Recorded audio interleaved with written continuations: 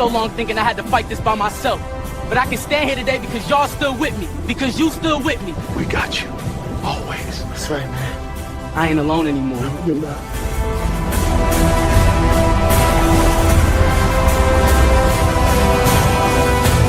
Good. Start. Good.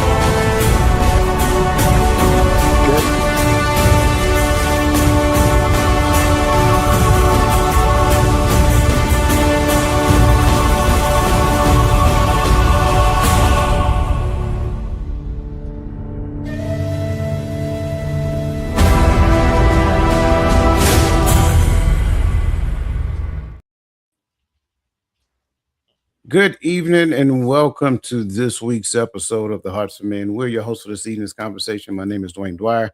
I go by the Mindset Coach, and I'm joined by my brothers, the Uncle Junior, the Consistency Coach, none other than Mr. Garfield Martin, and the young gun on the panel, son of Timothy, the available man, none other than Brother Tawami Gaddy. Gentlemen, how are you doing on this beautiful Friday evening? I am doing well. Had some family time this weekend, got in that yard, got my hands dirty and stuff like that. So put up some ceiling fans. So yeah, man, I had an eventful last 3 days. So Okay, all right.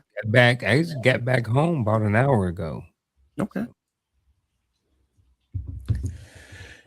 Yeah, man. You know, I sing the same song every Friday. I'm here with my brothers, man. So I ain't really got nothing to complain about. You know what I mean? It's been a busy week, very busy week.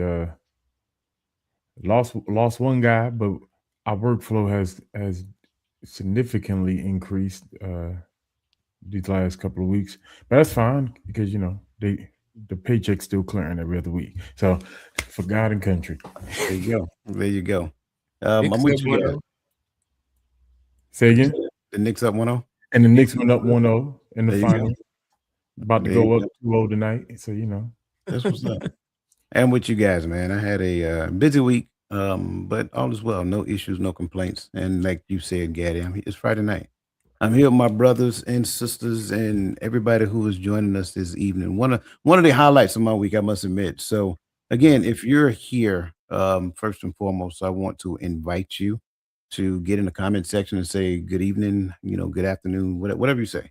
Just say hi so that we'll know that you're there, because on this channel we like to give you your flowers so you can appreciate it.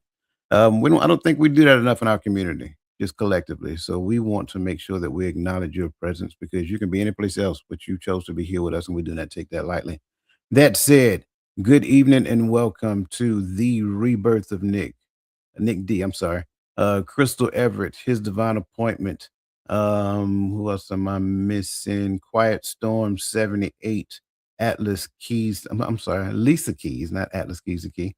And anybody else who's out there, again, get in the comment section, let us know you're there. By the way, if you have not hit the like button already, go ahead and hit the like button. I think we got a show that you guys are going to enjoy. And make sure that you share it on your social media social media platform. Because again, we want to make sure that we're getting information out far, deep, and wide. Good to see you, Shell, and welcome to this evening's conversation. That said, as always, we have and it might be on the right side of y'all, so pardon me if I'm different, but yeah, it's over there for y'all. But it's here for me. So this is where it's at. Anyway, we have this QR code up here. This QR code is if you want to give the community. Again, we appreciate it. Everything that you give this community, we give it right back in the form of something that we create that's for your value. That said, do we have any other comments or any other things that we need to recognize before we get started? Nope. All right, let's get it going. Why do so many men feel stuck, unfulfilled, or like they're living a life far below their true potential? Whether you realize it or not, this question lies at the heart of your struggles.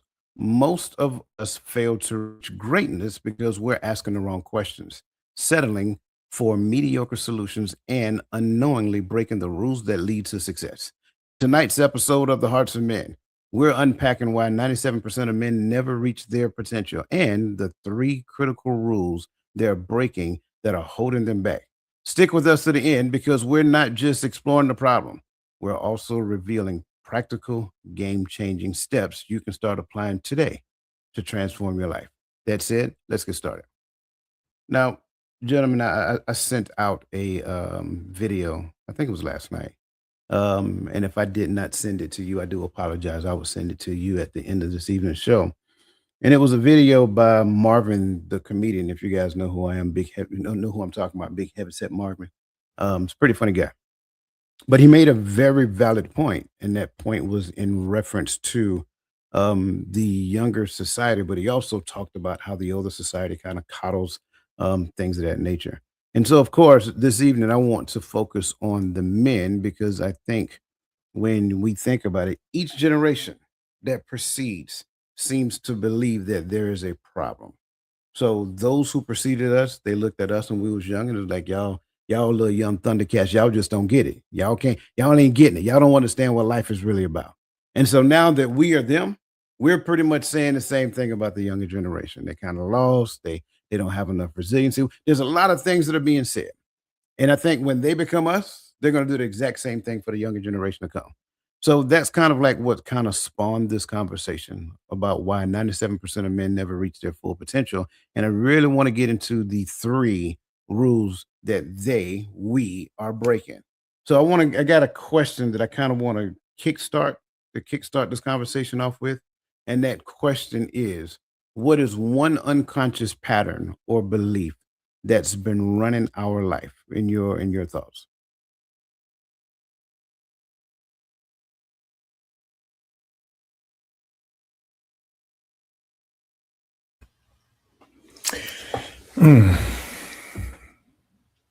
The chase for self gratification. Say more. So I believe that, and it's funny. I was actually having this conversation at work while I was closing out.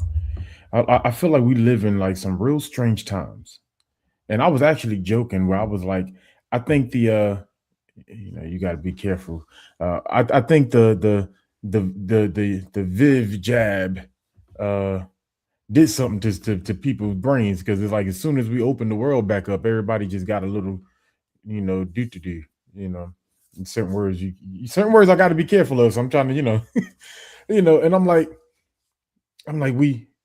we became so selfish so fast, so like we even drive like we don't care if we run somebody off the road into a ditch as long as we get 10 seconds faster to the location we're trying to go.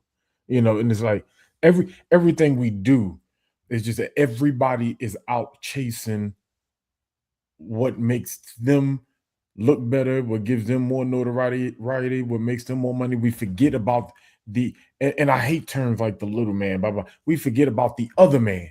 There are other men in the same circle with us, and we only focus on ourselves. And everybody's just chasing itself down to the point to where it's like you can even see where a lot of the ministries are. And somebody told me a lot of ministries been like that. We just started opening our eyes and seeing it. And it might be so, right? But you even see it in ministry. I hear ministers say, yeah, my ministry, my church, my building, my this. And that's why my behind don't go there. Because I'm not trying to be at nobody, no Dwayne Dwyer ministries. I'm trying to be at the ministries that belong to the Most High. Now, Dwayne Dwyer could be the preacher there. He could be the vessel, but I ain't going to Dwayne Dwyer's ministry. Like, you get what I'm saying? Like, and for y'all out there that beat me up, I'm just using Coach name because he here, it's my brother. But we've gotten very, very selfish in all of our ambitions. It feels like so. All I see is a world of everyone's chasing their self gratification. I want to feel better. I want to look better. I want to be better. Like that's cool. I want to look better, feel better, and be better so that I could be better for my children and my family, not just so that people could walk around and say, oh, look what he got on, or look, I don't really care.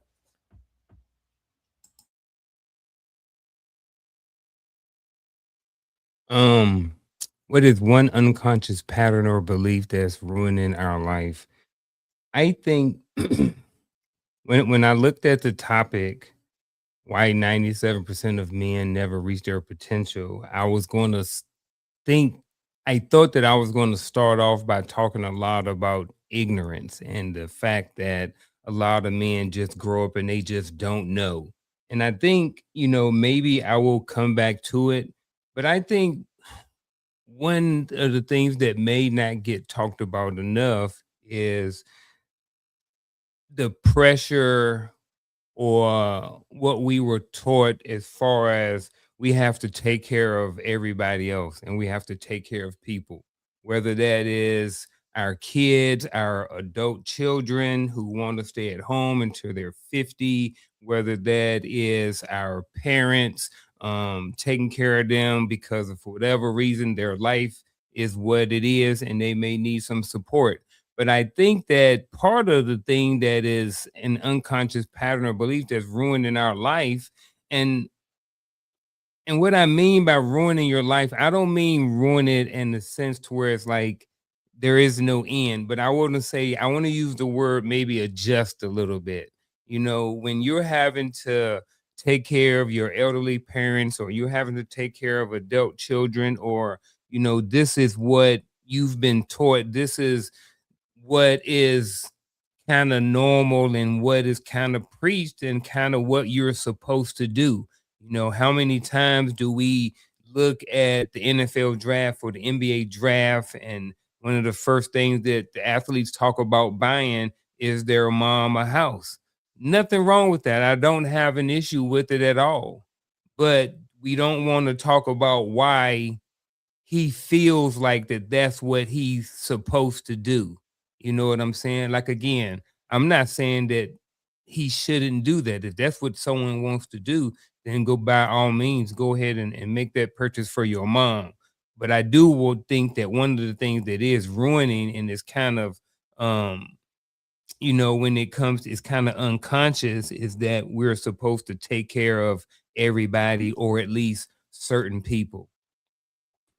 Yeah, I like where you guys are starting off with. And to add to what you're saying, I'm kind of torn between two I really want to mention. One of them is what I talked about on Tuesday night, which is all about more so of manipulation. And I talked about a particular principle or a particular tactic when it comes down to manipulating other people. And if you guys remember that, just put the tactic in the comment section. But I think I'm going to go with I think I want to go with survival, being stuck in a survival mindset. And because you're in a survival mindset, you look at everything through the lens of survival. And so, what does that really look like? That looks like you don't see things from the lens of abundance, you see things from the lens of lack. Everything is either done, everything that is done is either done for you or done against you. And if you can't see the for, then that person, that thing, that circumstance, whatever is done against you.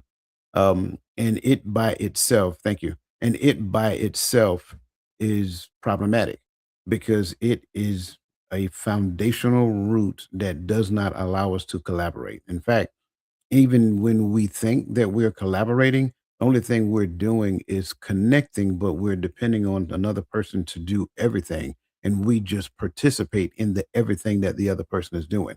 And then when it comes down to it, it's almost as though we look at the time that we have available as more valuable, yet we claim to be a part of a thing. That is in essence, a survival mindset. It does not collaborate. Anything that doesn't collaborate, right? It segregates. And if it segregates from that lens, now it's all about the individual. So now survival creates self-centeredness, and self-centeredness now becomes a problem. And I think that really leads into the things that you guys are talking about because I'm agreeing with everything that you guys are saying, but I think at the foundational level, you have to look at where does those things come from? Why do we look at what I feel the need to do for mama and things of that nature? Is it probably because of the things that was instilled in me because my daddy wasn't there to teach me something other than, it's a number of different things that we can look at, and those are symptoms of it. But I think the root cause is that we stay stuck in survival and we never grow beyond that to where we get to the point of collaborating.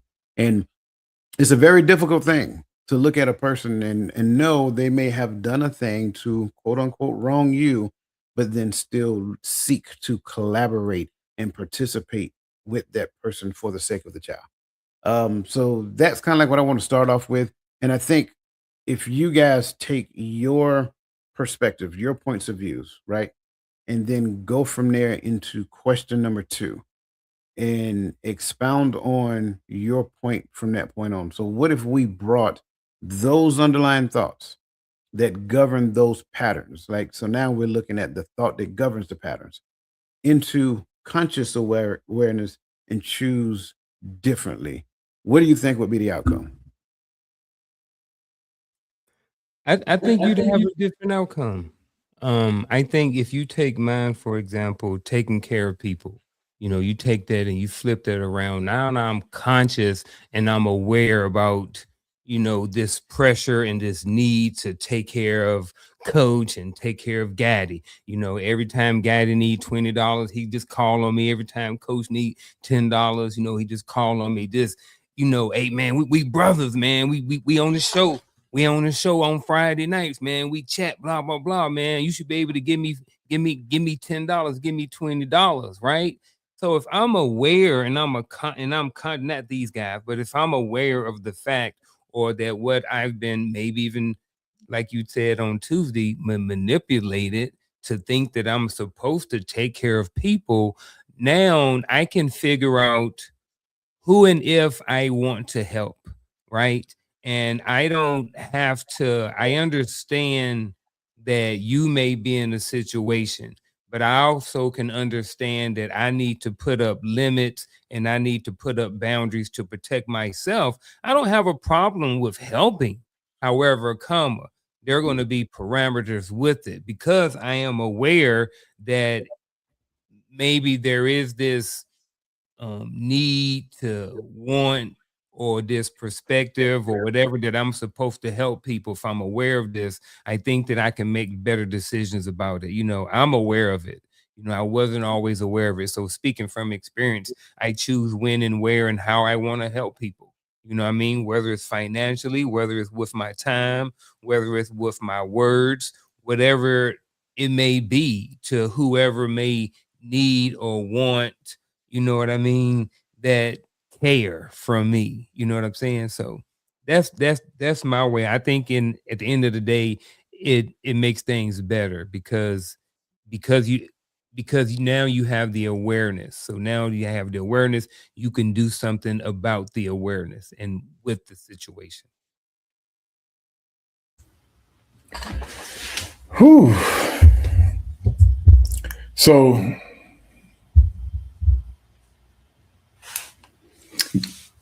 the pattern, and I know I joke talking about the jab, right? But in all honesty, I really think my pattern, and I think most patterns, the ones that run our lives and that especially that runs us down the path that destroys community, that destroys family, that destroys, you know, uh, uh, proper upbringing. You know, I don't really think you got to go any further. Once you destroy community and family, you done destroyed everything. Everything else is an illusion of togetherness. But it's just I don't even know what to call it. But it's spiritual. The patterns come from forces that we often disregard because we believe so. I don't want to say I don't want to say it wrong. I think sometimes we have misplaced our our faith, if you would say, right? It's not that I don't believe that the Most High can't, but I know what He said He will allow and will do. And so when I say that, what does it look like if we brought these patterns into light and we chose differently? What happens is now what you bring into light is you're exposing the patterns of the enemy and how he's guiding people in the wrong direction. Here's the thing, and now I do understand that this Isaiah scripture is talking about King Nebuchadnezzar uh, before he got knocked off his high horse, right? But he says, "Oh, how hast thou fallen down from heaven, O Lucifer, son of the morning?" All right. But one of the things he says that thou sayest in thy heart that thou will be like the Most High, that thou will sit on the mountain of the congregation. Well, what is that telling me? That the desire is not just for him to have anybody worshiping him, because people who don't believe in the Most High, he don't really care about, because he already won with you. But the goal is to get people who say they believe to be following the opposite of what they say they believe, thinking that they're believing. I know I said a lot and it sounds crazy, but you will exposing it and bringing it to light will expose his hand. And then not only will it expose his hands, it will expose me of whether or not I fell into the hands of the enemy, or if I'm walking in the ways of the Most High. And so that will bring me to a place to where, like, choosing differently means finally choosing the Father. Because I don't.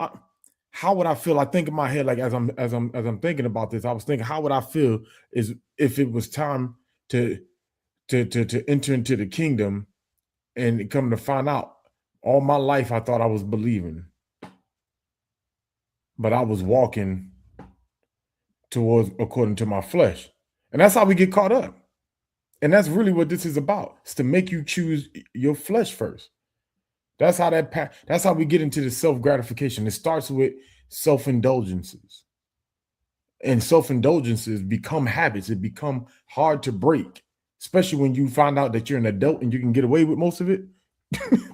All right, because who's checking you? You know, and before I'm about to be funny, like before I get the clock put on me, I'm a land my plane right there. No, I love it. I love it.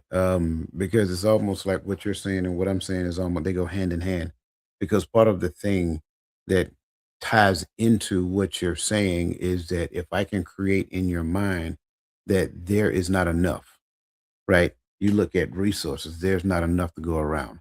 It's almost like, I don't know if you guys remember a while back, they were talking about there's a water shortage. I'm like, you mean to tell me all that ocean out there and we got a water shortage? Come on, man, stop playing. When you believe that you have, thank you, a scarcity mindset, when you believe things are scarce, not enough money, it's not enough resources. Like, go back to that pandemic that took place back in 2020, right? One of the issues and concerns that exist there, not enough, not enough masks, not enough hand sanitizer, not enough bleach, not enough alcohol. Like, if I can create a scarce in your reality, then I can promote fear. So now when you look at those things become the root thought behind the patterns of behavior that you have. So now when I look at people, it's like, if you giving some, let me stockpile and get mine. What you gonna give? I'm gonna pinch a little off the top, and I'm gonna keep, I'm gonna give you I'm gonna give you that 0.5%. I'm gonna keep the 99.5 for me. Right? Because you're viewing something through the lens of scarcity. And the unfortunate part is that as long as all you see is scarcity, you're going to always be an isolated individual, because you never get to the point of fully collaborating with anyone else. And the sad part about it is that you think you are, but everybody else sees that you're not. So when you take that and you bring that to your conscious level of awareness, and you become intentional about not behaving through the lens of scarcity, now it's like, okay, let me explore something different. Let me test and see how good he really is. Let me do something different that I did not have the background to support. I never seen where I was giving up, where a person gave their last to somebody else in need, but then by that same token, they did not go back expecting that person to repay them. I never seen anybody give somebody and say, "Hey, you in need? Here you go. It's $1,000. I'm gonna give you your money back, and just take it as a gift. I never seen that growing up. Why haven't I seen that growing up? For a couple of reasons. I don't recall people having $1,000 to give. That's number one. And then number two, well, they'd be like, if I give you $20, going back to Uncle Junior's example, I give you $20, when I'm gonna get my $20 back? Well, are you really giving or you loaning money? Now you're a loan shark, So it's like when we bring these things into conscious awareness, it's like that changes the ways, it changes something internal in you. It changes your thought patterns, it changes the way that you behave, it changes the way that you deal with people. And that becomes huge in my mind because that taps into the beginning thought processes that I wanted to create as we start talking about why these 97% of men fail to reach their full potential. I can never reach my full potential with a scarcity mindset. It's just not going to happen. I will survive my way into my grave and make everybody else think, well, life was good for me. But you never experienced what he said in the book. You didn't have that experience. You fooled yourself to make yourself believe that. But yet, we all come together. I'm sorry, I'm not gonna go that route. Listen, thank you for joining us. If you have not hit that like button yet, please hit that like button. And by all means, do not hesitate to share this because we're really about to dive deep into this conversation. Good to see you. She is becoming. We missed you. I'm glad you're here with us tonight. Listen, first talking point that we want to uncover on tonight's conversation is the consciousness crisis. Why most men are unconsciously stuck. Now, most men operate at a victim consciousness level, which is characterized by blame, shame, guilt, and apathy. They're unconsciously breaking all three rules, which we haven't got to yet, because they haven't awakened to their purpose.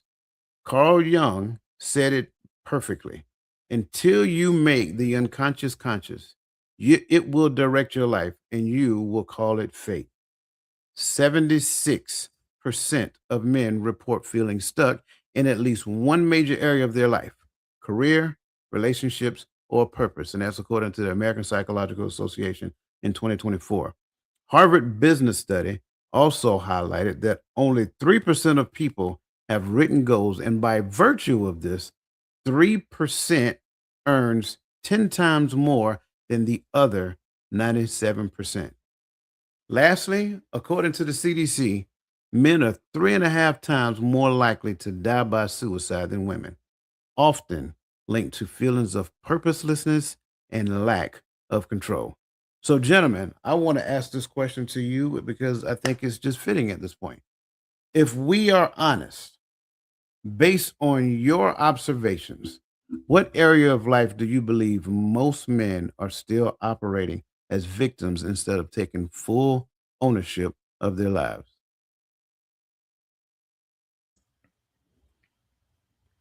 Oh, you want to go? Go ahead. Now you can go. I wrote down relationships, but then I changed my mind. All right, And good. I want to go with I think I want to leave that little meat or that gristle on the bone. I'll leave that for Gaddy if you want to tackle that one. But no, I'm gonna think about I think sometimes it comes when you look at finances. Sometimes you hear conversations that go into it's not my fault of the reason why I can't get this job. And I'm not saying that some of people's reasons why they can't get hired for certain jobs is not a real thing. I'm talking about the people that are operating, you know, as victims instead of taking full ownership for their lives. All three of us spent time in the military. Coach talked about, right before the show, all the different places that he did or didn't go or that he went. And I talked about, just, places where I went or just, jobs and not places, but positions that we held while we were in the military. Well, the thing about holding different positions is the more positions that you hold, in theory, you become more well rounded, and you're highly, or you're looked at more likely to be someone who can be promoted to the next level, right? So you know how to do A and B and C and D versus somebody like me who was stuck doing A, and then finally got a different position and started doing something to B. But when I got to B, I didn't really know how to do it. So I think some people, when it comes to positions and stuff like this, they feel like that, you know, it's someone else's reason why they can't get promoted in their job. They're not looking at, well, hey, I didn't go to any college, my APFT score sucks. They're not looking at what I did or didn't do in order to make myself marketable for that next position, or to make myself more qualified for the next position. So I think that's one of the areas when it comes to finances and working, and how this ties into the finances, is that, when we don't have money to buy certain things or to live a certain quality of life that we may want to have, maybe I want to live like Gaddy, right? So I need to make $150,000 a year versus being okay with, you know, lowering, my lifestyle. Maybe I don't get to go on a Disney cruise and 3 Disney vacations every year. Can I be content with the lifestyle to whereas I can go on 1 Disney cruise every other year? You know what I'm saying? So I think sometimes we got it twisted when it comes to the victim mindset. Sometimes instead of people taking full ownership of, like I said at the beginning, some things may be out of our control, but I do believe that, in a lot of cases, people do have control over and do have full ownership over their lives. And I think finances and careers and that we choose plays a big part in that. I love everything you just said. Relationships was definitely my go-to. Um, I apologize. Um, when I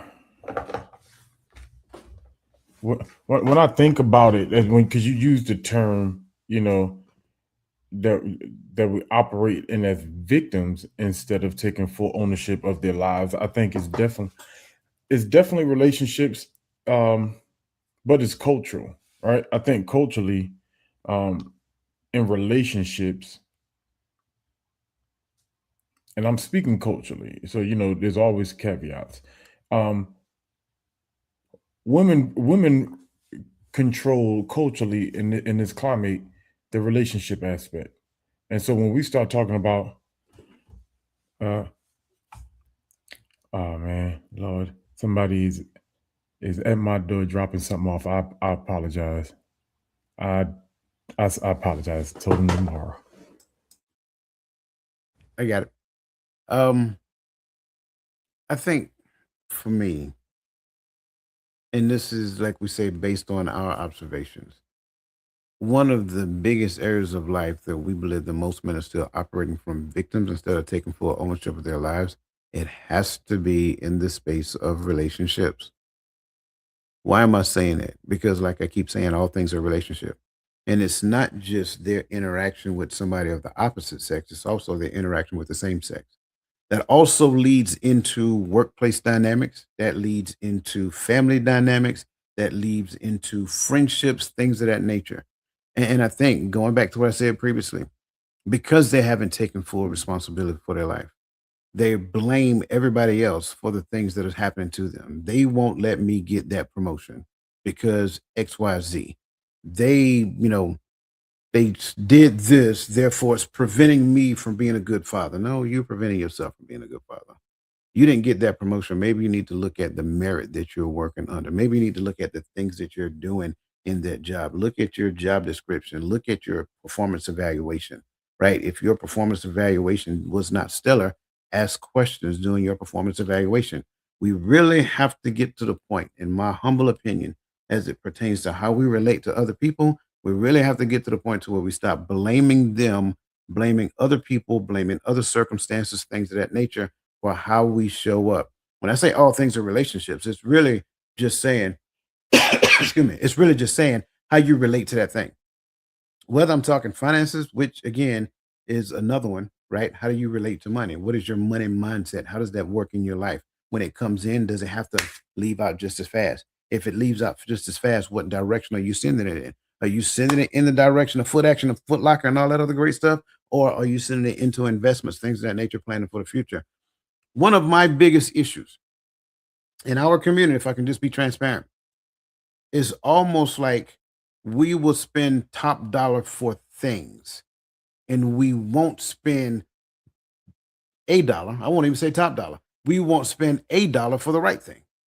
The thing that has the benefit to do more for you in your life, you will spend pennies to a dollar on that, if that. Oh, let me get that at a discount. Can I put that on layaway? Can I come? Let me hit you back up. Let me start now, but I'm gonna hit you back up when I get my check. No, you don't tell Foot Locker that. Foot Locker may even have a layaway plan for you, but you're gonna put something on it. You know what I'm saying? So that's the thing that gets me. We invest our money in things that have never and never will invest in your growth, your development, your education, your understanding of what this life is that you've been gifted with. So when you look at us not taking full responsibility of our life, it has to start with how we relate to everything external to us. And why is that a problem? Because we don't like the person on the inside. Man, that's dope. I want to first apologize. I always put everybody that knows me know I'm on a no contact order from 6 o'clock to 9 o'clock on Fridays. Don't talk to me. Don't call me. I'm my priorities here. So I do apologize. Man, and I love what I just caught. But when I'm for me talking about relationships, I think, and we just talking about being stuck. So I think as men, a lot of us do not see ourselves and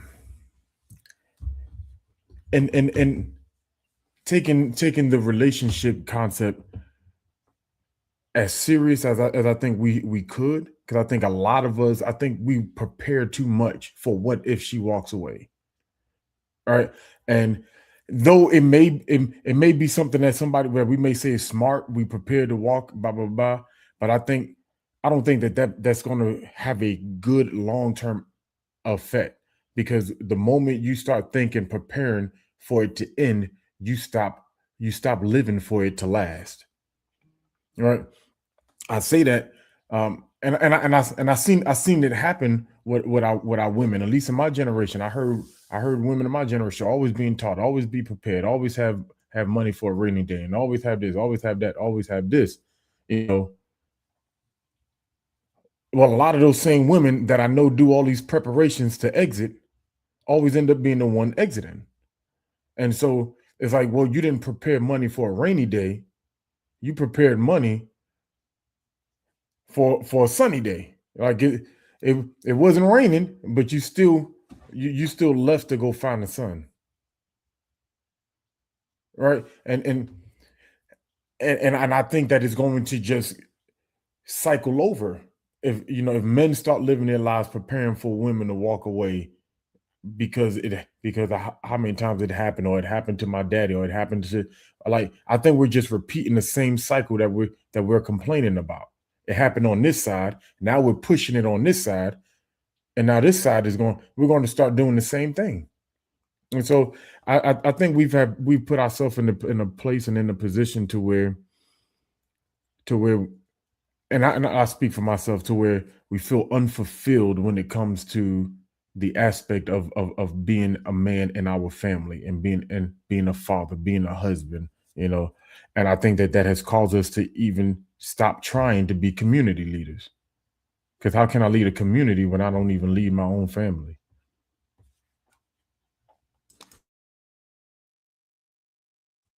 You said something the other day, and I really liked it. I really liked it, and it was in relation to marriage. And you made mention, we focus on getting married, but we don't necessarily focus on being husbands. And I thought that was such a good statement because at the end of the day, if I change the dynamics of this conversation to a particular job, I have to focus on becoming the individual who can actually have that job first. So I make sure that I have the credentials, I make sure I have the proper education, certification, whatever Asian it requires me to have, I go pursue that first to get the prerequisite understanding before I even feel confident enough to submit the application for that particular job, to submit that resume for that particular job. And it's funny that we just don't seem to get that in the realm of relationship.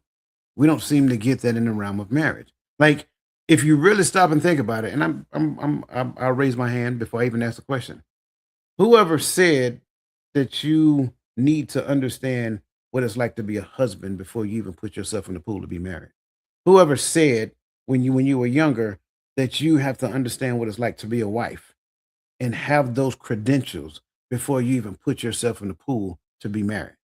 So we look at the title as something to attain, minus the prerequisite understanding and knowledge on how to house that thing. And I think that kind of goes hand in hand with what we're talking about right now, because when we look at it, even moving into adult manhood, there should have been some things that we understood. It shouldn't have not just been an age thing. It should have been a prerequisite understanding, certain qualifications, certifications, whatever that looks like. And there's only really one place that I can get that from. And somehow we've moved away from that and say, hey, well, you know what? You'll figure it out. And you'll recon by fire. It's a tactic, may not necessarily be a good one. So you're just going to recon and just shoot up everything till you get there, and then eventually you'll find where you're going and you'll discover something. And then you're probably going to mess that up, and then you're going to go do it again. You're going to mess that up, and you're going to do it again. You're going to mess that up, and so forth and so on. So now you're leaving a road of carnage along the way just to get to this one here, to where you have failed your way into the potentiality of success. Maybe. But there's another vote, because she has to have either had that prerequisite knowledge or failed her way into potentiality of success. And you two have gotten to the point to where you're just so fed up with life that whatever this is, I'm just going to deal with it, and we're going to accept it as is. And we're going to stay together because we want everybody to know that we married. We a couple now. I was married now. Why don't we take the time to teach the prerequisite knowledge first, to teach the necessary understanding first, before launching off into the deep and actually getting involved with the thing? So I just wanted to kind of add that to what you guys are saying, because I think it is a very interesting thing. Let's look at our poll real quick and see what the people say. What the people had to say as it pertains to this particular poll question. The question was, what do you think is the biggest reason men feel stuck in life? And I don't want you guys to feel, especially for any woman out there, that you can't answer this question, because it's not a true statement. You can answer this question because you have some background knowledge, information with men. So it's a question about how you feel. Do you feel this? Things of that nature, right? Not necessarily for a fact. So I just want to make sure I say that. And so when we look at these numbers, we got a tie between first and third place. I mean, between third and second place, which is they blame external circumstances and they avoid discomfort and hard decisions. I don't disagree with that. I don't disagree with that at all. But coming in at number one is the lack of clarity of purpose. And I have to agree that is the number one reason, in my opinion. You guys see that differently? Or you see another number one in your mind?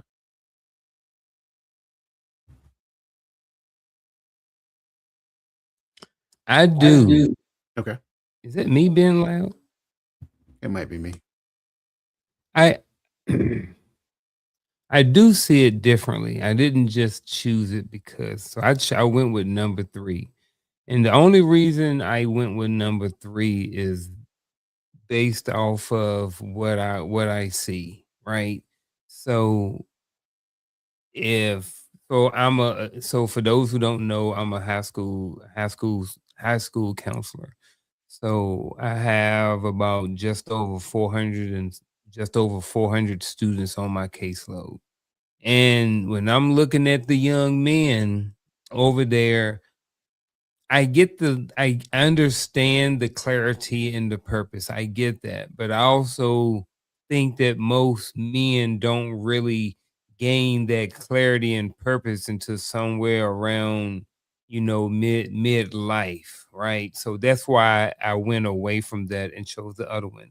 And then yes, they do blame their circumstances. I definitely understand. I get all of these. I definitely get all of these, even the no responsibility. But one of the things that I see, and like I said, I went with number 3 over number 2 just based off of age, right? So I'm thinking that when I'm around these 14 to 18-year-old males every day, a lot of these dudes are avoiding the discomfort and the hard decisions.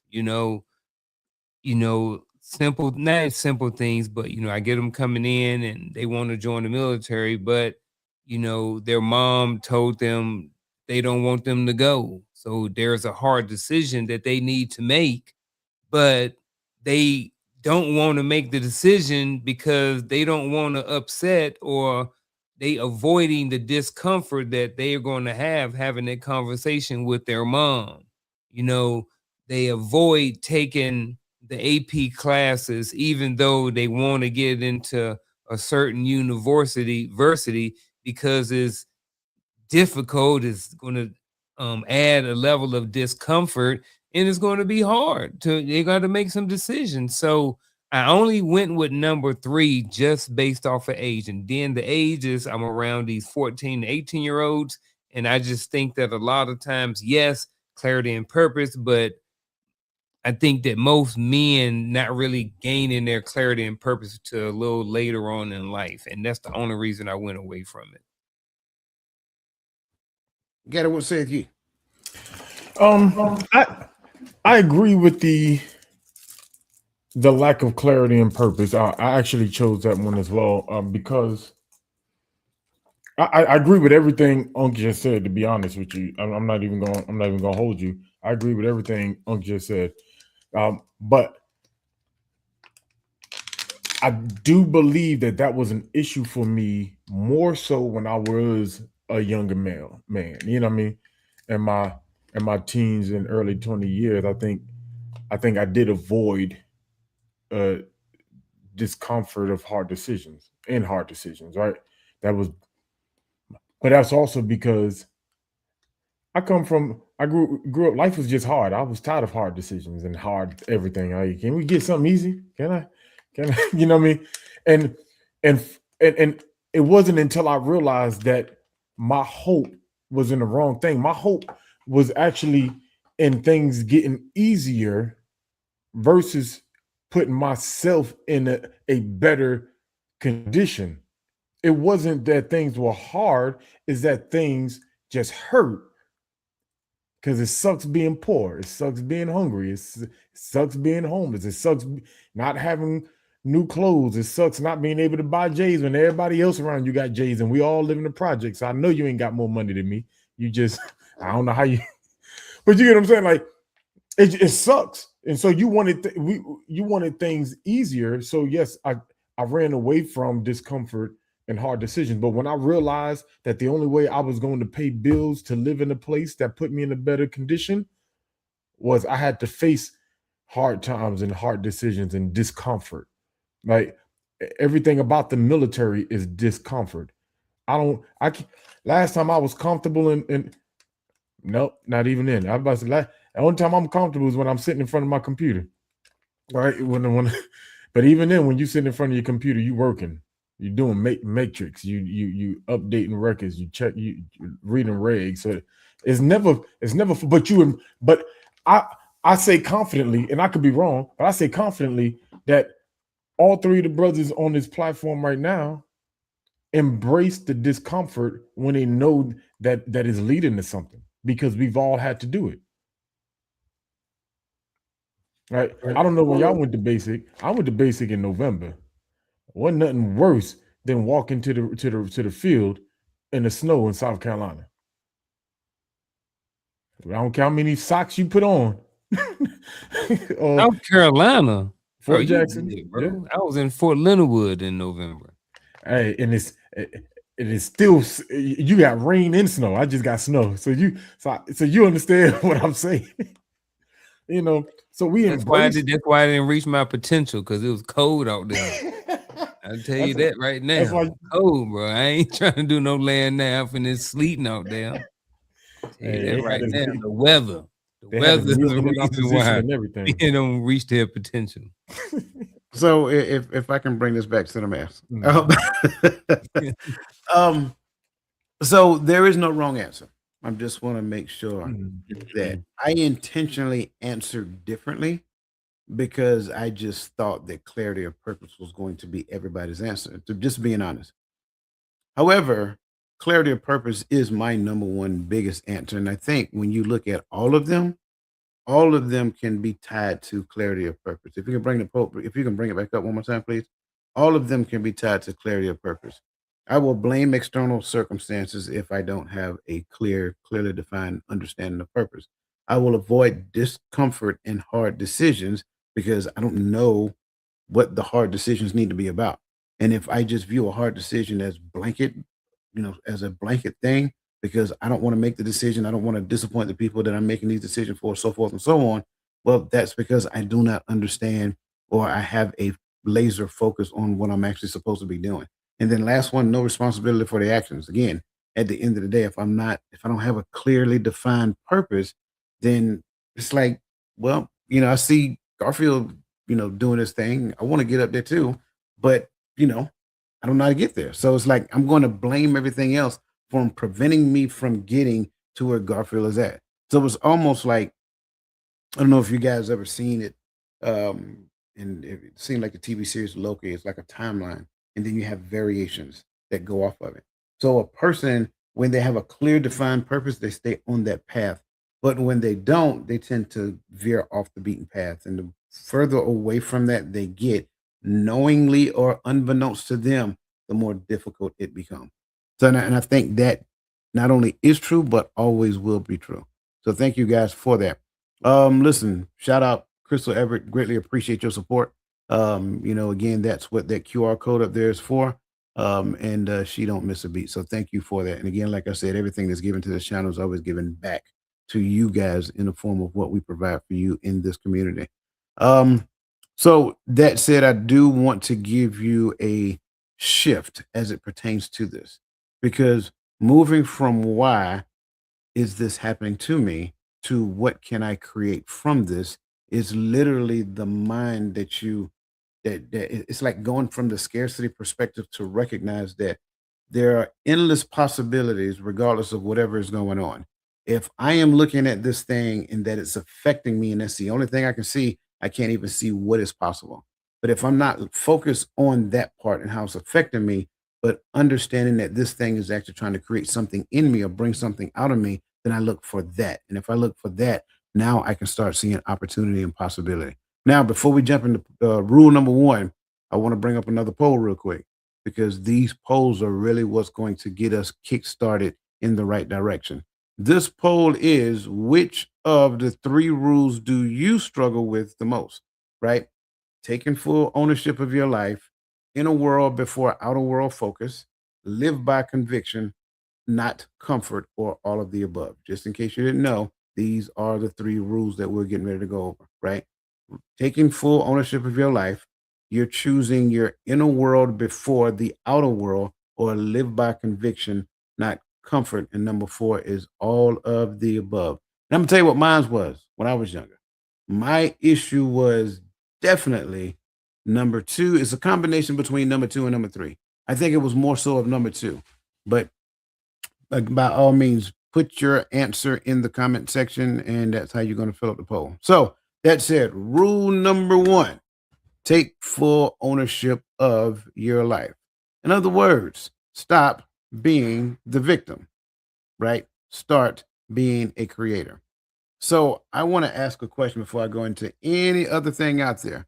What are some of the main concerns when we wait for someone or something external to change before we take action? I ask again, what are some of the main concerns when we wait for someone or something external to change before we take action? You can be disappointed.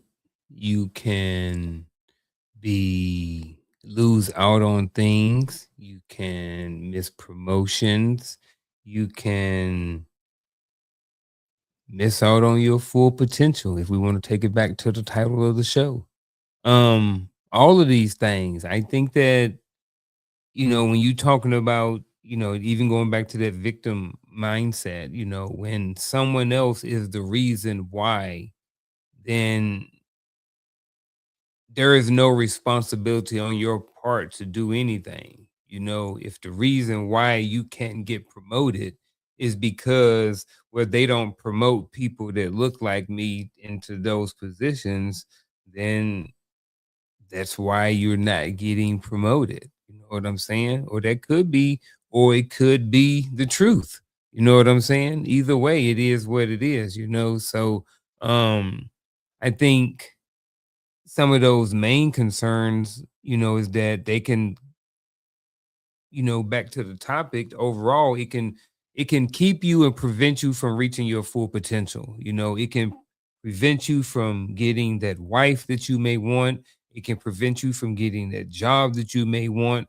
All of these different things, when you say, oh, well, I can't get in, I have to go to this college in order to get this degree, in order to get this job. That's not for a lot of careers. That's not necessarily the way. There's a different, or there's an alternate path to still get to, to where you want to go. I'm not talking about like a doctor or certain things like that. They require certain paths.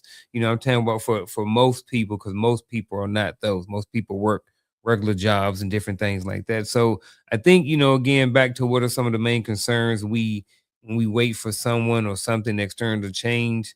I think, again, one of the big concerns is that it prevents us from fill in the blank.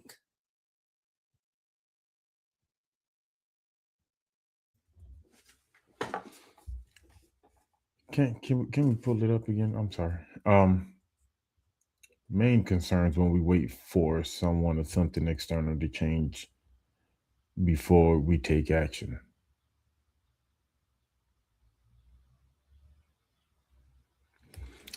My struggle with this is I think a lot of people stagnate. I'm about to make up a word. And if I didn't make up a word, it was an accident. All right. So, but most people, stagnation comes from waiting for something external to change before we take action. I think sometimes we'll say, I'm gonna wait for Unc to tell me it's okay to do a thing. Before I do a thing, I don't want, because I want everybody to receive it, or I want to do this project, but I'm gonna wait for someone to validate me and let me know that this is something to do. So I'm looking at this. Maybe I'm looking at it differently, but I feel as if we do wait so often for an external change before we make a move ourselves. And if I'm misunderstanding the way the question is worded, just correct me. But what are some of the main concerns when we wait? So I think if there's a concern that I have, waiting on something external to change before I take action, so it's that it may be too late. Yeah, I get that. And I don't think your response is wrong, by the way. Because I think what I'm hearing you say is the main concern is that we do wait. Yes. Okay, gotcha. Yeah, I don't see anything wrong with that. That by itself is a concern, and I do agree with you. Wait, I'm sorry. Will you finish that? I wasn't trying to cut you off. Okay. Yes, sir. I do agree with you. I think if I am looking for something external to me to change, whether it's a person or a circumstance, I think that alone by itself prevents me from, and I know we're using the word purpose and calling interchangeably, so y'all just kind of work with us, right? I think I can't see my calling. I will never get to the point of understanding what I'm called to do because I'm so focused on the external circumstance or people to change before it gives me permission to step outside of what I'm currently in right now. So I won't relinquish those thought patterns that we talked about previously. I won't relinquish those patterns that keep me stuck simply because I need something to change in order for me to, at least in my mind, that's really what it is. It's not, this is not true though, but I need something to change in order for me to relinquish it. No, you're just going to hold on to it and then that thing is going to change. And then you're going to need the next thing to change. Then you're going to need the next person to change or give you permission or invite you into the room or whatever the case may be. But you're still going to have it. So the issue for me, the main concern is that I will never discover the thing that I'm called to do. I will never have clarity on that thing that I'm called to do. Therefore, I never move in that direction. And I stay stuck looping based upon what my current thought patterns are and me looking at the outside world, waiting on something to change. Because again, I need you to do it for me as opposed to me doing it for myself. So that's just kind of like my thoughts. Keep going with the comment with the poll because I'm seeing some comments. I'm seeing the responses here, and they're really good. I'm loving it. I'm loving it. I see right now a large percentage of you say inner world before outer world focus. Live by conviction is 13% right now. Taking full ownership is 25%. No one says all of the above, which I thought is interesting. Okay. Yes, go ahead. I like what both of y'all said, but for some reason I keep going back to what Gaddy was talking about, and what you kind of just summed up was that sometimes we can wait too long for people to change that we miss out on stuff and I see that, I saw that in the military a lot, with guys even just staying in relationships for too long because they were giving their wife the benefit of the doubt that she was going to change. Or I'm just saying, I'm speaking from, and, based off of stories and different things like that. And sometimes their perspective of what we may see, in the military, throughout the time that we was in there, and, I like that, I think sometimes people, they wait a long time, you know what I'm saying? And then next thing you know, they miss out. They miss out on them promotions and stuff like that, because they stuck in that relationship, So definitely see, that perspective about men can wait too long for somebody to change, and then, like it goes back to the last poll about, when you don't have that purpose, when you don't have that plan, like kind of out there flapping. You don't really know what to do. You don't even sometimes you don't even see certain things coming, so you don't know what to do. So Yeah. I hate Nah, it. yeah, I definitely like that because I'm thinking, I was thinking that even as coach was talking, like a lot of it comes from fear of not knowing what to do if I move, Mhm. Yeah. right? Because like for instance, right? If I want to start, I want to start a book club. What what's my fear? My fear is what happens if people actually show up. I got to actually read this book. I got to actually understand it and talk about it. I got to articulate, right? Like I'm used to reading my book in my office by myself and telling myself what I read. You know what I mean? But not an idea that I got to sit and tell somebody else. Right? Fear, I can go ahead to this promotion board, or I can validate my packet depending on where you at in your military career, right? But what's the fear? The fear is, what if I actually have to lead soldiers? What if I actually have to go as an S1 NCO and conduct a command and staff meeting? Did y'all wait? Did y'all wait to get promoted to E5 to sergeant, or did y'all was like, man, I'm trying to get promoted now? Which one were y'all? I was the first one. I was like, I don't know if I want the responsibility. There was fear. There was, now you're E4, you're hanging out in the barracks, you're getting drunk, you're out there hunting, doing all of that stuff every weekend with all your homeboys. And then next thing you know, if you get promoted, now you're in charge of these dudes. You know what I'm saying? At least in the line unit back in the day, at least 12 Bravo, sometimes they'll move you to a different company or something like that. But with y'all, were y'all more of the fear of the responsibility and what came along with the E5, or were you guys more hard charging or somewhere in the middle? I just want to know. Man, I thought I was ready for E5 in basic, to be honest. You was ready for in basic? I thought I was, you know. But to be honest with you, it took me, so I was kind of like in between. Like, it took me a while to make sergeant. And you know, so when the promotion system changed and they took all my points away, like, you're gonna take all my correspondence, all my military education away, and all like that hit me, that hit me hard mentally. And then I fell back into the comfortable being the E4 guy. You know what I'm saying?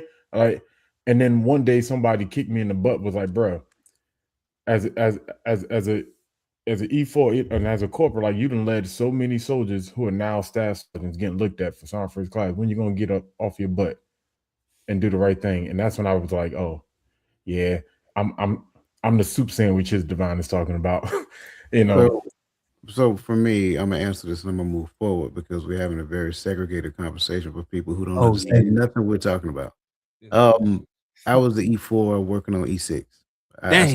Yeah, that was my mindset. I'm sorry. I wasn't worried about making E5. I was worried about making E6 as an E4. But I had people who put that in me. So Gotcha. yeah, so I want to end this poll. Thank you guys for your comments. Thank you guys for participating in this again. Again, 63% of the people say their inner world before their outer world focus. So I think that's interesting when we really stop and think about that, because I think there's a large percentage of people, not just on this platform, whether you're talking on the panel or whether you're in the comment section, I'm talking about in life. That's kind of like what I think the reality of it is. So that said, everybody who is listening to me right now, you are 100% responsible for your life, your results, your relationships, your character, your success, and your failures. Until you take radical ownership, you remain powerless. Stop blaming people for the things that happen to you. I don't care if they did something. You participated. Own your level of participation. Even at the lowest level, you decided to get involved with that person. You decided to be employed at that job.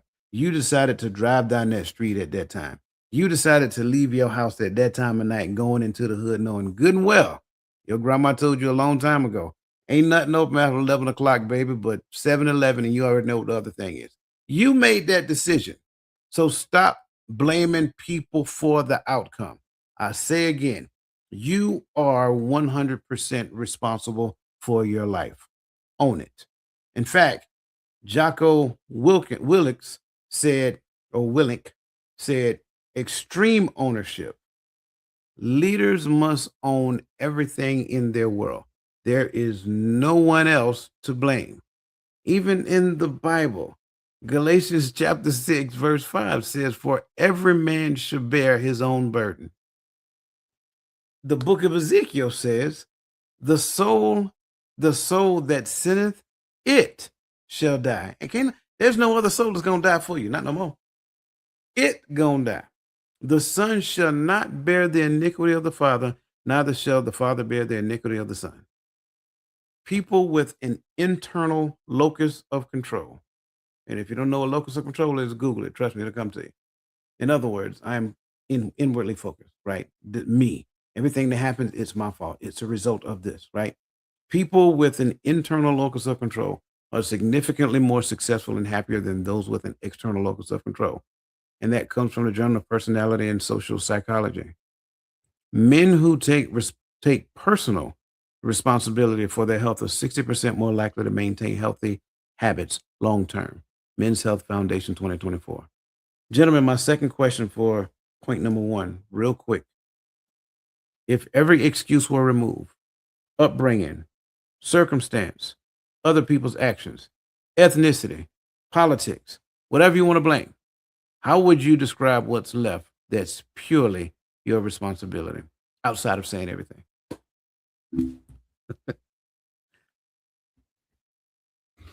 Opportunity.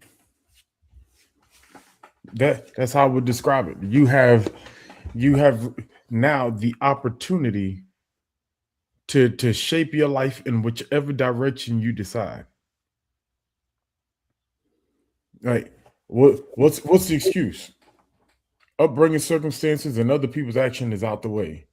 Now all that's left is opportunity, and it's up to you whether or not that is going to become opportunity lost or opportunity taken advantage of. And so, which path are you going to are you going to go after? That to me, that's how I would describe it. I like opportunity. I'm similar. I wrote down actions or application. You know, once you strip away all the circumstances and all of the white noise or black noise or whatever noise you want to have back there, um, culture. Once you strip all the excuses away, now and all you got is application. You know, and to go with your two different things, you can take a handful of beans and you can throw them on the ground, or you can put them in rolls. Either way, it's something. One's going to take a little bit more planning than the other, but either way, you're doing something. So I think once you strip everything away, what you got is purely our responsibility, and that's the application. And even that application may extend to creating some sort of plan. The application may extend to taking time digging in and figuring out what your purpose is. So that's where I want to go with it, the application piece. I got that. I see opportunity, I see application, and I raise your discovery. And here's why I like all three of them together. Because at the end of the day, we talked about fear. Fear prevents me from discovering something outside of what I already know. Fear prevents me from applying, the thing that's out there, the opportunity, right? So it's like discovery of the opportunity now leads to the application, and fear stands in the middle, stand in between me and all of that. So now, when I remove every excuse out of the way, the opportunity awaits for me to discover it and then apply what I know. I may fail, that's fine. I should not fear trying again, because at that point, that failure taught me something different outside of what I knew prior to. So thank you, gentlemen, for that. I want to kind of keep pressing real quick. We may not. Oh, I'm sorry. Thank you, His Divine Appointment, for your support in this community. We greatly appreciate your gift of love, and we value you. Thank you so much. So I want to kind of roll over into number two, because at the end of the day, we're not going to make it through it all, just so you know. So that means next week we may pick it up. Just saying. Number two, master your inner world before you conquer the outer. Build from wholeness, not brokenness. Listen, I don't think y'all understand. I really want to stop right there and just talk about the difference between wholeness and brokenness. What does that look like? What does that mean in the average person's life? Especially, how does a person get to wholeness when they grew up seeing nothing but brokenness? Broken family, broken promises, all these other great things. How do you get to wholeness there? That's something I want everybody to process in their mind as we are going forward and thinking about this. Gentlemen, what I want you to do is answer this question right quick. Given our current landscape, yep, I'm starting it off that way. What are we potentially building externally that our internal world isn't strong enough to sustain?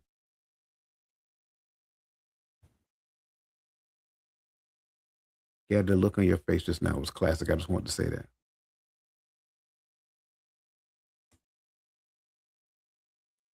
Man, I'm trying to come up with something. I'm thinking about the first part, but I'm trying to figure out how to combine it with the inner world. When I'm thinking about inner world, what am I thinking about? I tell you what, I will start this one off then. I think we are building a unsustainable system of dysfunction. What do I mean when I say that? We are, given the current landscape, if we are continuing down the same path, we are going to make our own selves obsolete and don't even realize it. We're literally seeing right now in the younger generation, they don't want to get married. They do not want to have children. Well, if an entire culture, and it's not 100%, so it's not going to get to ground zero, right? But if an entire culture, for the most part, a large preponderance that is, of the younger generation has that mentality, they don't want to be married, they don't want to have children. If that now becomes the primary modality of thinking, what do you think happens to the population as the older generations start dying off? So we are creating a perpetual cycle of something that is non-sustainable. And at the end of the day, when we become, and let's be honest, we're already the minority. And I'm not, and please, as you're listening to me, please do not think that I am turning this into an ethical cleansing conversation. That's not what it is. I don't believe we're intentionally cleansing ourselves. I think we're subconsciously cleansing ourselves. We're subconsciously and ignorantly cleansing ourselves simply because we're ignorant to what the root cause of the problem is. The root cause of the problem is not me, it's not you, it's not my brother, it's not my sister, it's not any of that. It is something that happened years ago that created a mindset. And because that mindset was created, now we've turned against one another. And now we are our biggest enemies. Not anybody who was voted into seats, not anybody who, gets on TV and stuff, not any of those things. It is ourselves. So when you look at the current landscape, we are potentially building our own demise, and our internal world was not created to sustain that. Our internal world was created to flourish, and we have suppressed that to such a degree that it's very hard and very difficult to release it now. I love that because I was going in a similar direction. And I love what you said because and what was said in the chat too. Somebody brought up their son said the same thing because it's rough out here when you look at the landscape, right? And so for me, I'm looking at it like, and I'm saying in its totality, I'm just saying that we're creating a lawless world, and that lawless world, can our internal world actually handle it? If you live by conviction at any level, I could tell you that the way that the world is going is going to be hard to actually stay a part of the system mentally, right? Because if I live according to my conviction, then a lot of things I have to speak up about.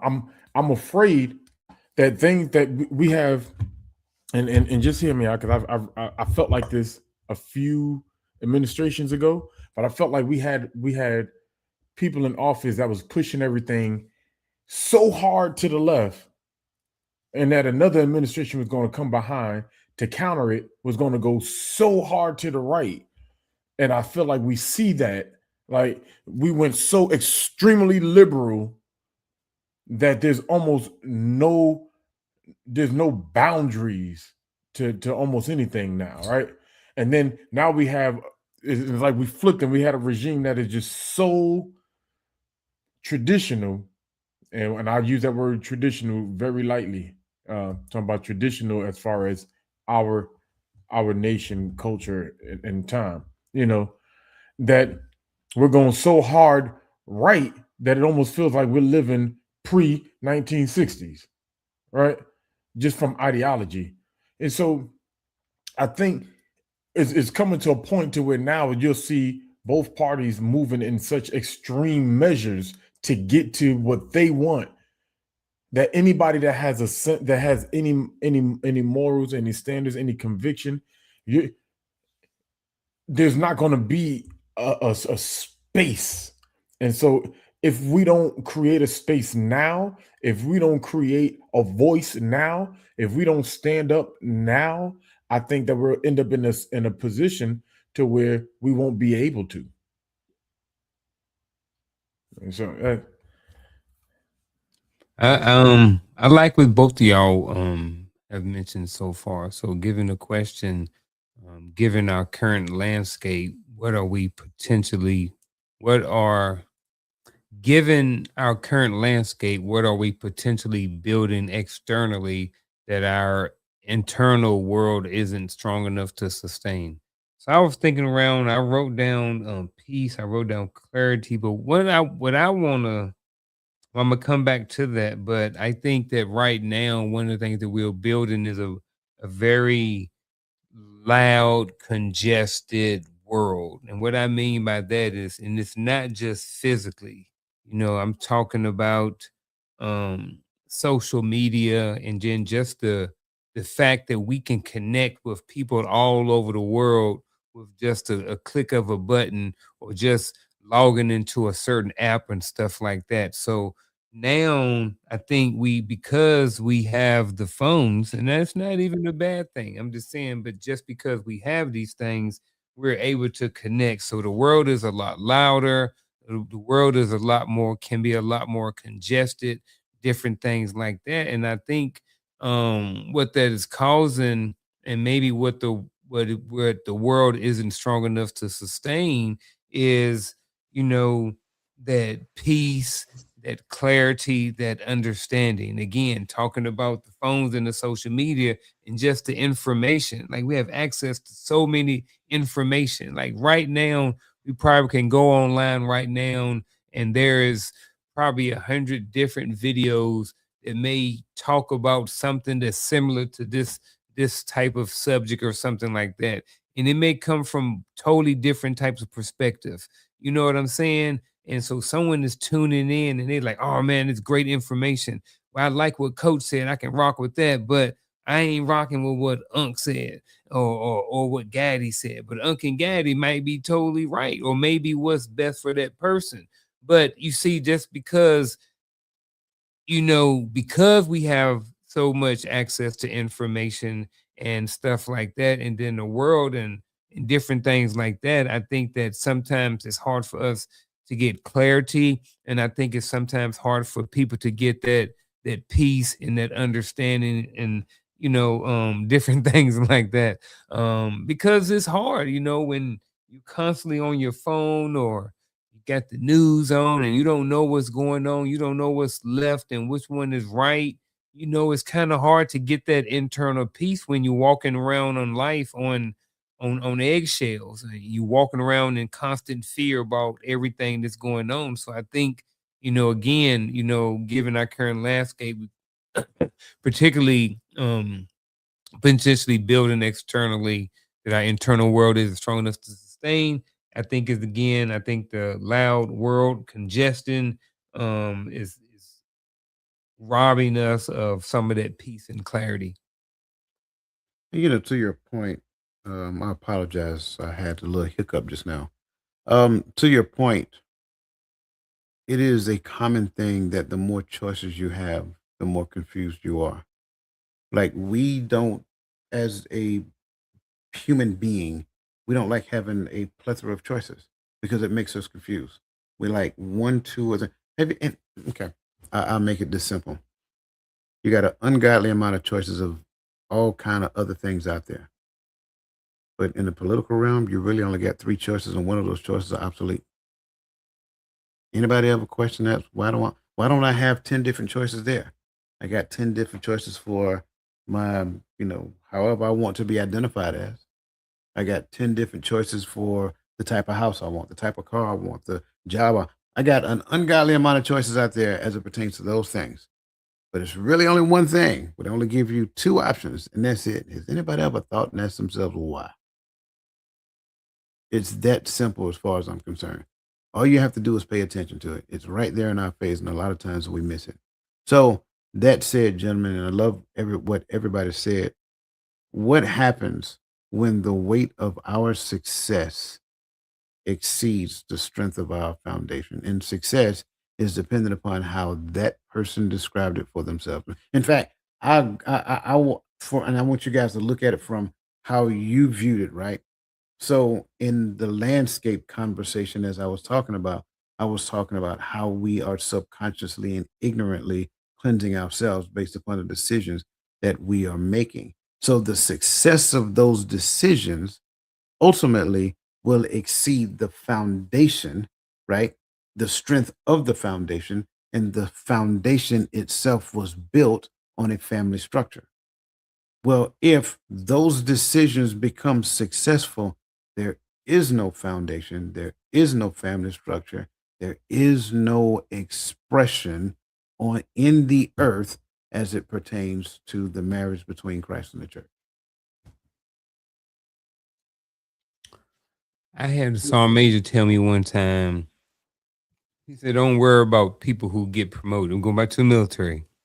He said, don't worry about people who get promoted. He said, if people get promoted before they're supposed to, it's going to show. So I'm kind of looking at it like this. If we take this, if we look at just weight and then we look at strength and foundation, if I have something, if my foundation is weak and I put something that's too heavy on top of it, it's going to fall over. Now, I'm not saying that in this situation that if you fall over, if you stumble, you can't recover. But I do think that sometimes what happens is that when the weight of our success exceeds the strength of our foundation, I think that sometimes it can cause us to fall or to stumble or to possibly even have to go back and backtrack and to kind of figure out some things. So that's where I want to stop at right there. See what else y'all got.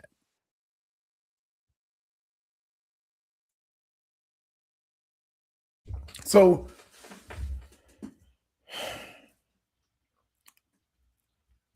anytime your foundation is not strong enough to hold up the house that you're building, what happens is you have the illusion of success, the illusion of safety, the illusion of moving forward, the illusion of a secured house, but the walls are cracking.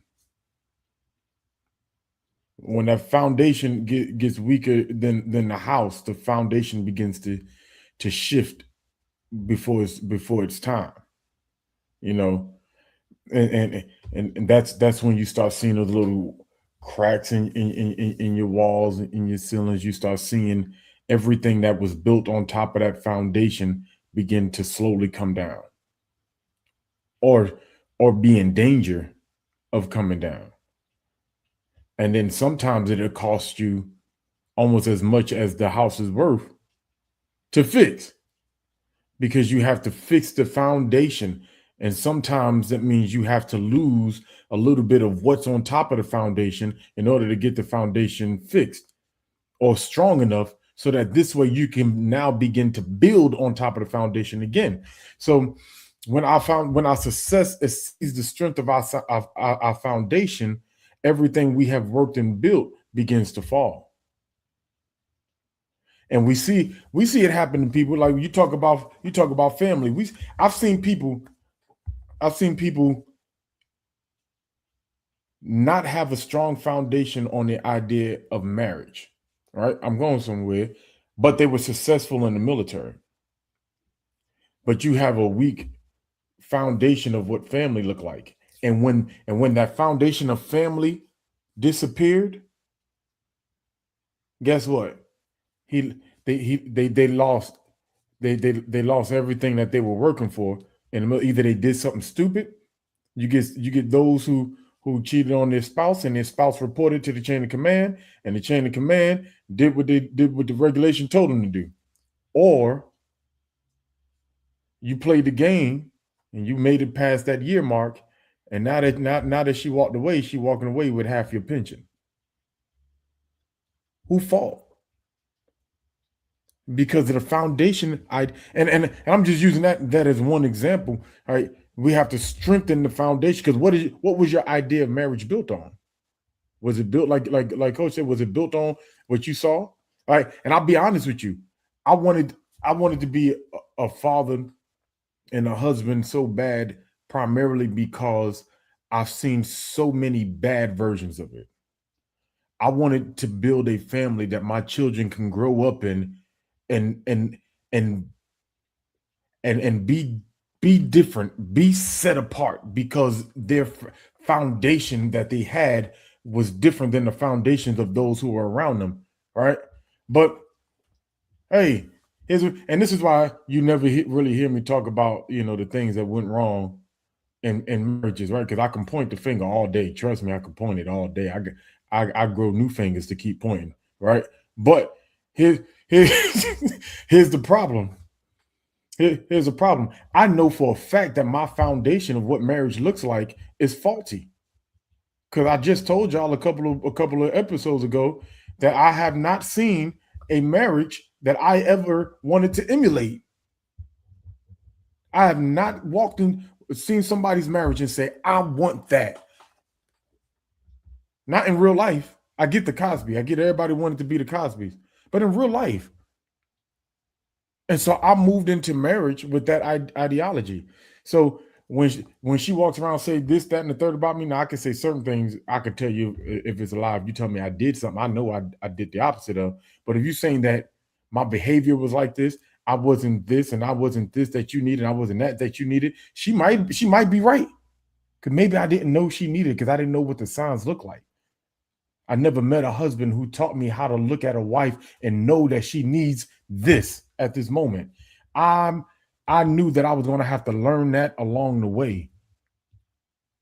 And that's why I always tell people, and I'm going to shut up. That's why I always tell people we're in the generation to where we just might have to suck it up through some tough marriages to get it right. Because if we be honest with each other, we don't know as much as we think we do. We're figuring it out. A lot of us are figuring it out. And I'm gonna shut up. Yeah, you're good, and I see what time, so we gotta close out here. But you're good. Not only that, because I love where you are, because in most cases there are very few, if any, and I'm using that term generously. There are very few, if any, that say that they had a model, a proper, accurate model when it comes down to marriage. They had a model, but I'm talking an accurate model based upon what it is supposed to be. And take that, move it forward. We don't know as much as we think we know. And here's the reality of the truth. Those of us who walk around perpetrating that we know everything, I would argue to say that they know even less. Not so much as even less than what they think they know, but even less than what not only you believe they know, but also combined with what they think they know less than that. So just by virtue of them wanting to brag about what they know is evidence that they don't know, and that's their fear mechanism, because they're afraid of being exposed if the right person comes along and asks the right question. I want to share these points real quick. And gentlemen, I think we're going to forego final thoughts tonight. And here's why. I don't want people to believe that this conversation is over. This conversation, there's a lot more to unpack. If you are out there and you are a young man, if you are a mother that has a boy child, I implore that you sit that young man down behind the screen and make him look at this episode. Because, and you gentlemen can tell me if I'm wrong, if you had this to sit and listen to as a young teenager, do you believe, just north, south, or east, or west, do you believe that this would have set you in the direction on a proper glide path? For me, it's a resounding, I would have paid money. I don't know where I would have got it from. I probably listen. I don't know where I would have got it from. I would have paid money to have something like this. Somebody to sit down and take this time to talk to me about 3 things that I need in my life and ensure that I have those 3 things at the forefront of my mind. So that's why I don't want to do final thoughts tonight. I want to leave everybody with a few points to go along with rule number 2. First is you cannot build a great life on a broken foundation. Go back and listen to what that young man just said about marriage. If your marriage wasn't patterned, well, let me say it like this. If Big Mama and Pawpaw, if Mama and Daddy, if Uncle Rufus and Auntie Shirley, if their marriage wasn't rooted in the foundation of Christ and the church, that's not a good model to follow. I'm sorry. I have to say it that way because that's what every marriage is supposed to be patterned after. And that said, external success built on internal chaos is unstable and unsustainable. Next, most men chase money, status, and achievement while their minds are undisciplined. I want you to let that set in for a second. Because if you have an undisciplined mind and chase money, chase status, and chase achievement, you're going to use the accomplishment of those things in an undisciplined manner. And you see it all the time in the NBA, in the NFL. Now, I'm not highlighting those individuals because conversely, there's a lot of people in the NBA and the NFL that's doing a lot of great things. But guess who gets more of the publicity? Those people who are not. And unfortunately, their emotions are unregulated, which just exacerbates the problem. And their spirits are disconnected from God. This is why they achieve everything and feel nothing. That's how they can have a bank account busting out the seam, but they go into some cycle of depression. According to my old mentor, John Maxwell, you will never change your life until you change something you do daily. The secret of your success is found in your daily routine. Last point, 77% of people regularly experience physical symptoms caused by stress, and 73% experience psychological symptoms, according to the American Institute of Stress in 2025. I want to leave you guys with this as we get ready to close out for this evening. This is a very serious conversation. We do too much competing back and forth, men and women. You see it all over social media. I think it's time for that to stop. That's just my opinion. I'm one man, right? We do too much competing back and forth. It's time for us to start collaborating.